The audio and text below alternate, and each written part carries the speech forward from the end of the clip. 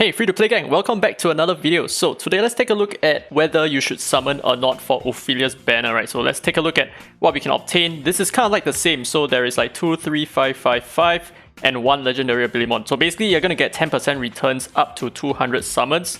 So is this banner worth pulling or not? So let's take a look. So there are going to be 3 new ESPERS, right? So number 1, obviously there is going to be Li over here.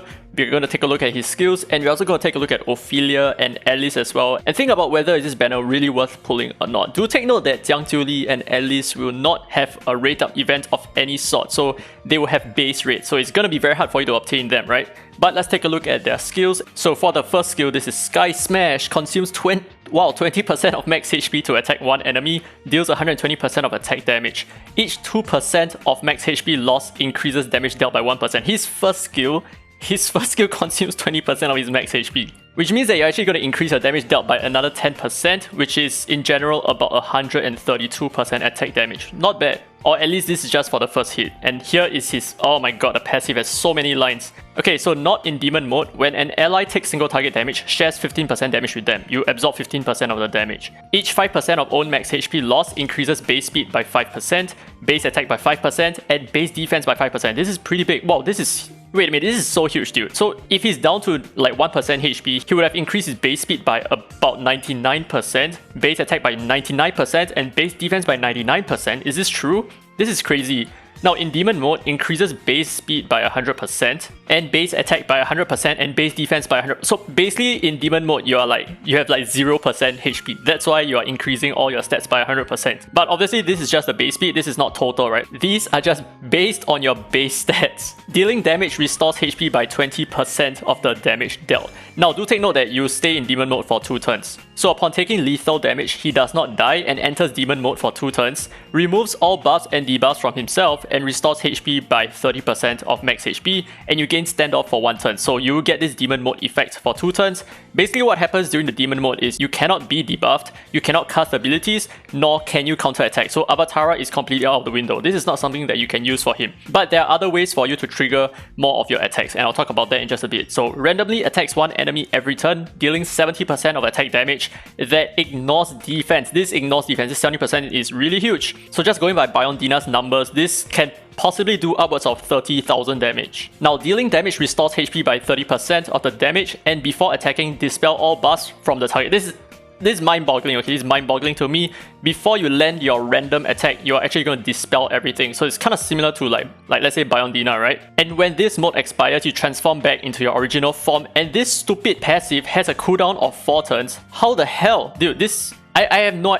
What? This has a cooldown. This is insane. This is crazy. This skill is super broken, dude. Dude, this entire Esper is completely broken. Okay, so I will talk a little bit more about how you can trigger more attacks, because the thing is, if you're in demon mode, you only stay in demon mode for 2 turns, which means that you can only attack twice. But I think during demon mode, you can be killed if your standoff buff disappears. I think that's my understanding over here. So there are some ways that you can deal with him during the demon mode, right? You can strip off the standoff buff, which will almost instantly guarantee you to kill him on your next attack. And there are some other ways like using Taylor and all that to guarantee the permanent death and all that. I'll talk about that in the future, right? Now next we have the third skill over here. This is Earth Shatter, consumes 30% of max HP to attack all enemies, deals 120% attack damage. Each 2% of max HP lost increases damage dealt by 1%, same as the first skill, and you taunt all enemies for 1 turn.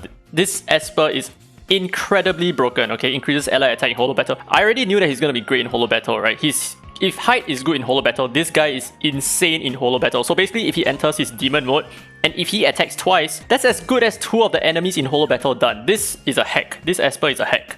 Okay, now moving on to the second legendary. Now this Ophelia has an actual rate up. She looks fantastic. Okay, she looks fantastic. Let's take a look at her first skill here. Elegant Strike, attacks one enemy, deals 130% of attack damage, inflicts bleed for 2 turns. So bleed is just 50% of the caster's attack's true damage. This is generally quite weak.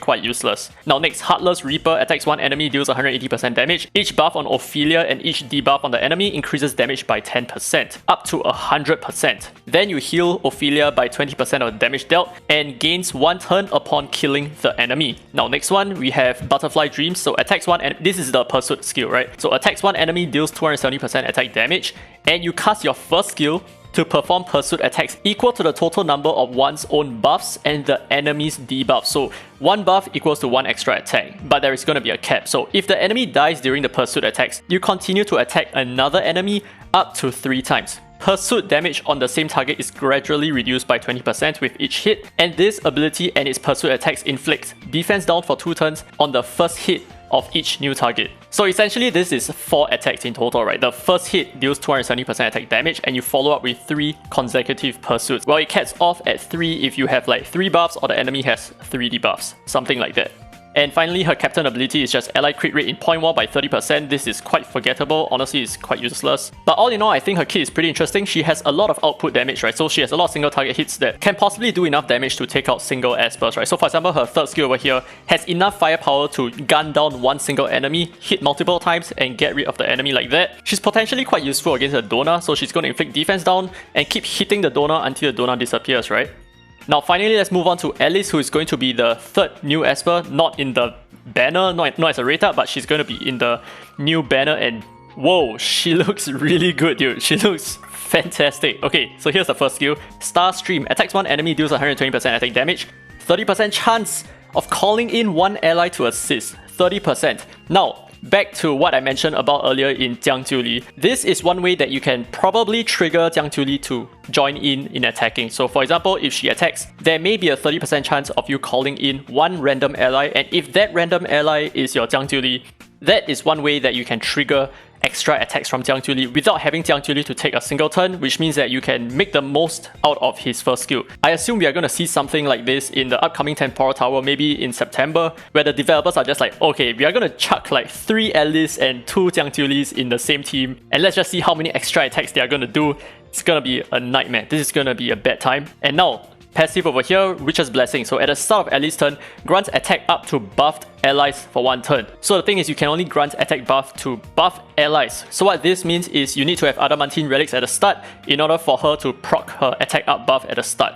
And here is her third skill, Crystal Shards. Extend buff durations for all allies by 1 turn, grants them crit rate up and speed up for 2 turns. This skill is really good, although it has a super long cooldown, right? But this skill is really good. So the thing is, you're running Alice, and if you're going to give her Adamantine, you're going to have 4 buffs at the start. You're going to have shield buff, you're going to have attack buff, you're going to have crit rate buff, and you're going to have speed buff as well. So she's a very strong support, especially in PvE content, but I kind of feel like she probably lacks a little bit in PvP because, number one, if you're going to be running Dahlia, which I think most people are going to run Dahlia, you don't necessarily need to use her. I don't really think extending buff durations is going to be so good unless you're running her with Nicole. So if you're running her with Nicole, you can extend the invincibility buff for 1 turn.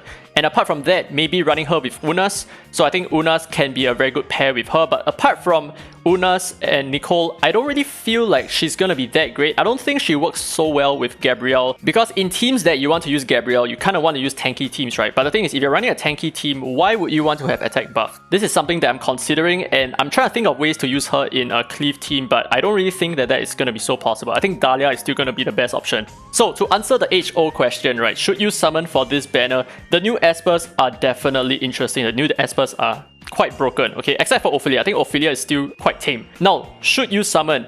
My answer is going to be yes, if you are looking for some Espers. If you're looking for Clara, if you're looking for some other Espers they are missing, like let's say Sander, Chloe, Nicole, or maybe if you're trying to get Alice for some reason, or if you still do not have your Lincel, yes, definitely summon if you have these requirements. But if you do not have any requirements, do not summon. This banner is an easy skip. It's an easy skip. Okay, repeat after me. Easy skip. Now the thing is, Ophelia, she's basically a glorified Tang Yun. You have a Tang Yun, you can build a Tang Yun. He's gonna do whatever Ophelia can do, except for the defense break. But that's all she really is, right? Just a glorified Tang Yun. And the thing is, the new Jiang Jiuli, he's not rated up at all. So you can get him in any future banner. You don't need to get him in this specific banner.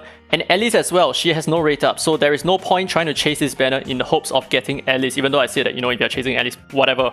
So this banner is completely skippable, and what I am gonna do is I'll probably summon about 100 times, or maybe at most 200 times, just to make the most out of my returns over here. So if I summon 200 times, I will get back 20 summons, which is a 10% return on my investment. But apart from that, I wouldn't recommend most of you guys to even hit 50. I think 20 is good enough, just stop there, save up for the next banner, and hopefully in the next banner we have a rate up that is a little bit more worth it. Or if you're a real tryhard, you can try to save up for 450 summons, and then summon 450 on a banner that really makes a lot more sense. I don't think this banner makes a lot of sense. So that's my 2 cents. Do let me know down in the comments below if you're summoning or not. And hopefully you guys enjoyed the video. If you did, don't forget to leave a thumbs up. It really helps the channel. And subscribe for more Dislyte content. Now this has been Daddy Free to Play, and as always, I will see you in the next video.